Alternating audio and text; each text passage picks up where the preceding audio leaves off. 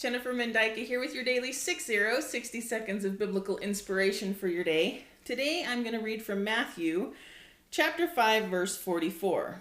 But I say unto you, love your enemies, bless them that curse you, do good to them that hate you, and pray for them which despitefully use you and persecute you. I know I've done this one a couple of times, but it's a theme that keeps popping up, that I keep noticing people around me talking about how people are treating them badly, and people are persecuting them at work, and things are just going on. And I really think somebody out there needs to get this verse. Love your enemies. Bless them that curse you. Do good to them that hate you, and pray for them which despitefully use you and persecute you. It's hard to love our enemies, and we struggle with it so much. How do you love someone who hates you? How do you love someone who's doing everything they can to destroy your life, destroy your job, to make you look bad in front of others? How do you love that person? And the other day when I was going through a Bible study, it really occurred to me. If you look in Romans chapter 5, verse 10, it says, For if, when we were enemies, we were reconciled to God by the death of his Son, much more being reconciled, we shall be saved by his life. Do you realize that when we were unrepentant sinners, we were enemies of God?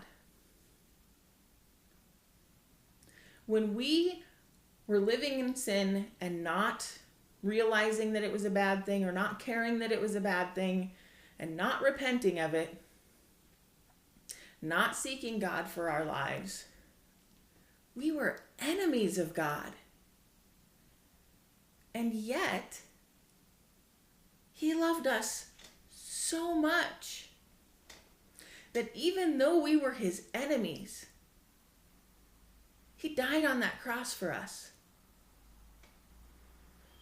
He died on that cross for us so that we could have eternal life, even while we were his enemies.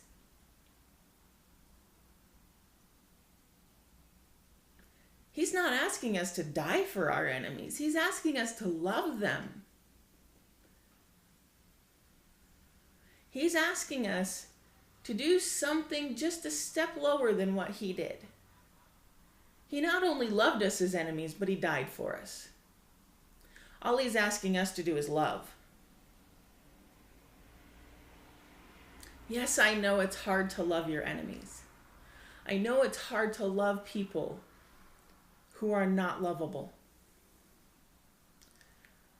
But we have to do it despite how we feel, because God loved us when he didn't have to.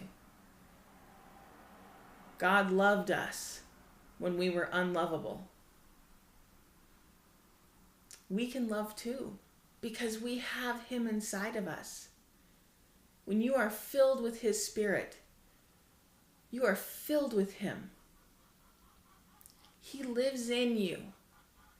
And all you have to do is tap into his love and love them the way he loves us. Despite their flaws, despite their vicious words, despite their nasty attacks on you, love them anyway. And in loving them, you might break through all that nastiness and help them see the love of God in them. So remember, we can love our enemies because God loved us when we were enemies. Have a wonderful day. God bless. Goodbye.